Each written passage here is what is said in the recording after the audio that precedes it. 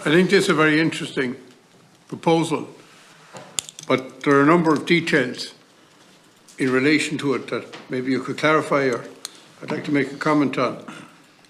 Because what you often find, and I think those of us who do our constituency clinics assiduously, that there can be a great concept with details in it that are very much at variance with the reality of lived lives. So the first question I have, it says at the bottom of page 2, it says that to qualify, this is the document that we got, the initial document, that to qualify, a person would have to have 6 months paid contributions in the 12 months prior to the claim. Now what this seems to say is that if you're out in illness benefit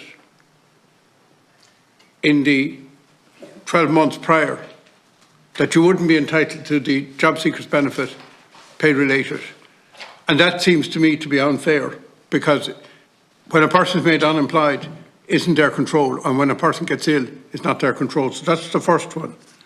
Now the second one, and you could clarify this, I was reading it carefully, but I wasn't absolutely sure. It said that the pay-related job seekers benefit would last for 6 months. Does that mean that job seekers benefit will be reduced from 9 months to 6 months, or that only the pay-related element would be reduced to 6 months? So maybe just clarify that, because there's a right around the answer. And short answer is yes, a reduction from 9 months to 6 months. Yeah, I'd have to say to you that when I read that, I said, hang on a second now. An awful lot of people are either partners or couples. In other words, they have a partner.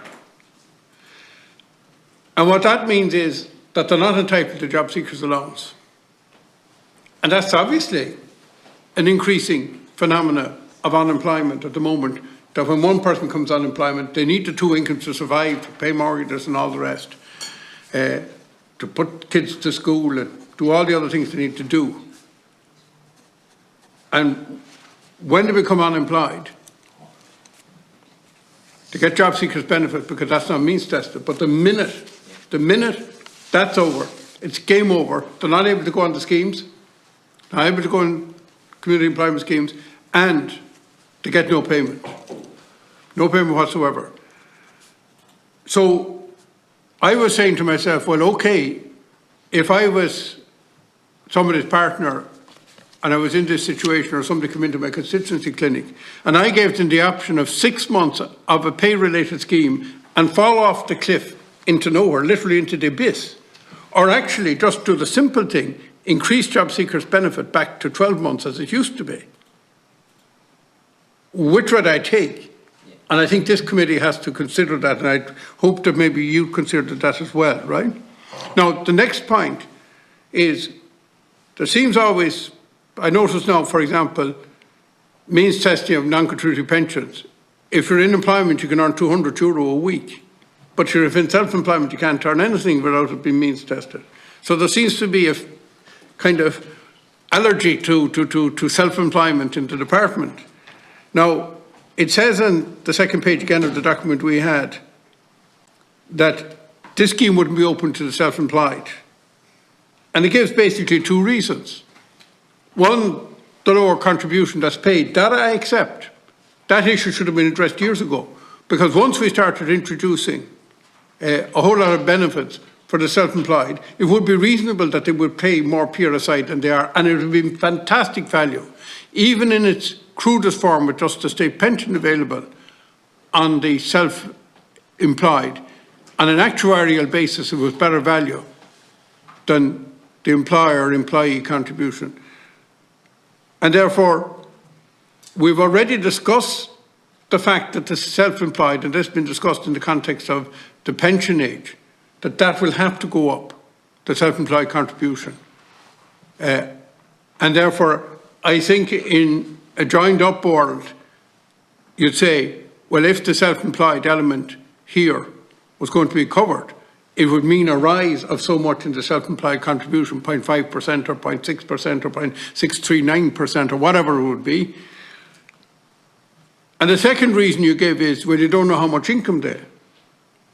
But a self-employed person has to make a tax return. And if they had to make the tax return for the previous year to be eligible for this, so be it. But I don't think that it would be a very big cost, and I think it would be for those people who suddenly find themselves unemployed from self-employment, and we had a lot of people during the downturn that happened to. Again, you're back to the JSA, JB, because again, a lot of those are partners who are working and are not entitled to job seekers allowance. It's also stated in the document that extending the scheme to 9 months could cost 50% more.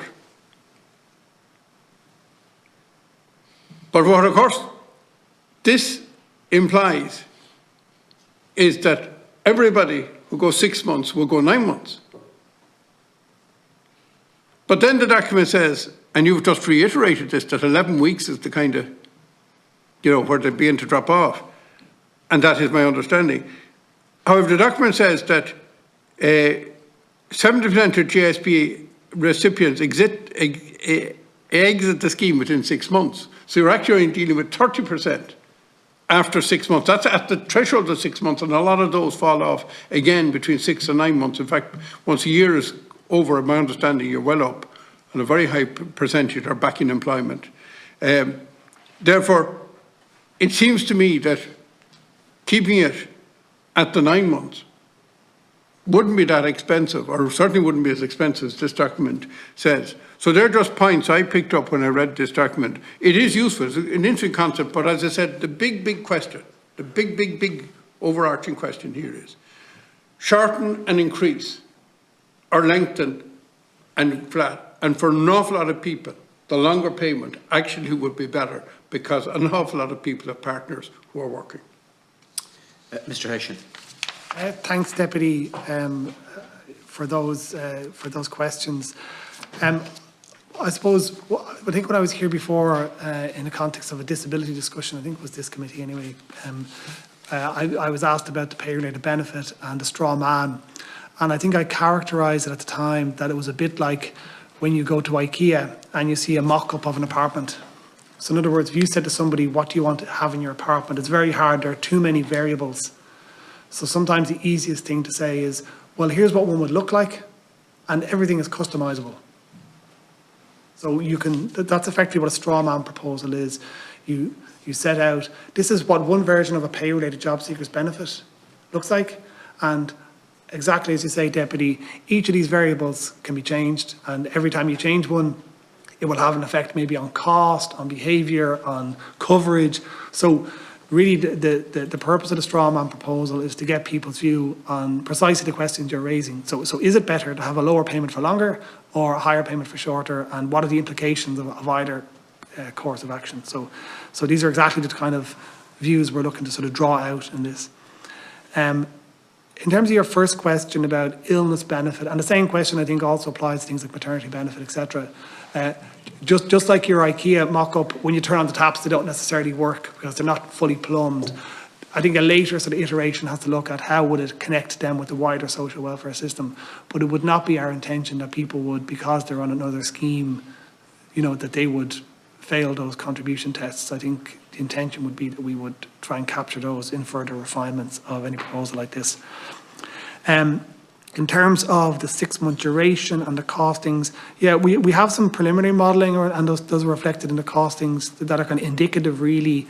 We haven't simply just looked at numbers, we've also looked at what are sort of behaviours around durations post 6 months into 9 months. We went back to 2019 figures, so pre-pandemic, to try and get a sense of those costings. So yeah, there is a sort of behavioural aspect as to, not everyone will necessarily stay to the full duration. And in fact, the experience is that on average, most people are gone within the first sort of 3 months or so. In terms of the partner, yeah, so we know from job seekers benefit, I think, I'm just trying to, so 90% of people on job seekers benefit are on the personal rate. In other words, they don't have dependents, or they're not claiming for dependents. So it's, one of the questions then is, the current system is very much around, it's already pay related in the sense that there are bands, although 85% of people in the top band, so the bands aren't all that meaningful. And then it's also based on family composition with qualified adults, qualified children, but 90% of people are just claiming for themselves, but no alternative. So on that basis, you're right that people would, after 6 months, that would be the end of their benefit if they're still on the payment. At that stage, they would be on the means tested schemes. And as with all means tested schemes, if there's other income in the house, if there's other supports, that would affect their treatment on the means test. Self-employed, again, all this is customisable, but just to say on self-employed, the job seekers benefit for self-employed is a relatively recent scheme, 2019, we brought it in. We don't have real-time information. Unlike job seekers benefit for employees, which is pay-related in a banded way, job seekers benefit for self-employed is not, and you have to be fully unemployed to avail of it. We don't have real-time lookup. That was one of the issues we came across with PUP when it comes to self-employed income. There's a lag in reporting, whereas in the case of pay-related benefit, what we'll do is we look back 3 months and then the 12 months before that. So we'll have a good picture of your income over a year, including the various variations, over the course of the year. So we'll have good information. We won't have that for self-employed. And then another cohort that I think we haven't yet cracked, I think, are those who combine self-employment with employment. They were especially complex to try and calculate for PUP. So, as I say, the scheme design is at a level that allows us to paint a picture and get views. There are design questions within that, and exactly as you say, these are customisable. Ultimately, the cost is under the programme for government commitment is to be met by PRSI contributions. So rather than exchequer. So to some extent, it's a question of how much benefit is the right balance in terms of the con rate. But the contribution rates changes that would be necessary for these costs are not enormous. Yes, that's one. Yeah, go on. Or make one comment. As we know, lots of people are in relationships and don't have children. So many more people have children later in life than they would have had before. So the measure of not having dependent for the basis of JB is a kind of null set. It's a kind of invalid, because if you have a working partner and no dependent children, they won't show up as having a dependent, because the partner will have their own income and therefore they can't claim on the working partner. But it doesn't tell us how many people of the JBs with no dependents do or don't have partners who are working. And a large amount of people live in relationships. I think any just casual observation in a clinic would tell you that. And therefore, and it's a relationship, in other words, that counts here. Therefore, a huge number of people would be excluded or would lose their payment very early under this. And I think I wouldn't like to be sitting in a clinic answering that one, to be honest, that we cut it to 6 months rather than extend it to a year. And we give you a bit more for 6 months. Yes, for the person, very short time on job seekers benefit would be an advantage, but nobody knows that when they go on job seekers benefit. Just, Mr. Hessian, in relation to Deputy Ó Cuív's question about the 50% increase going from 6 months to 9 months, I'm confused with your answer, because I didn't understand how you could claim that it's 50% more expensive to go from 6 months to 9 months. What's the mathematical basis for that? Sorry, I don't have the detailed costings on that in front of me, but essentially what we've done within the department is we tried to model different durations, and we've tried to model based on the 2019 figures. And you do get exit rates. You're trying to base it on what were the exit rates in 2019, and because obviously job seekers benefit at present is 9 months, we've good visibility over the the duration of a 9-month claim. And we sort of ran sort of models around that, and that was the cost differential. I suppose you have a mix of things. You have those who would otherwise come off a payment at 6 months, sort of continuing beyond that. There's also, I think, perhaps some effect in terms of duration on claims, even shorter claims and that go on a bit longer. You also have other effects with other schemes and the interplay with other schemes. So there's a complex range of factors there, but we can give you a note on it if that's helpful. Yeah, no.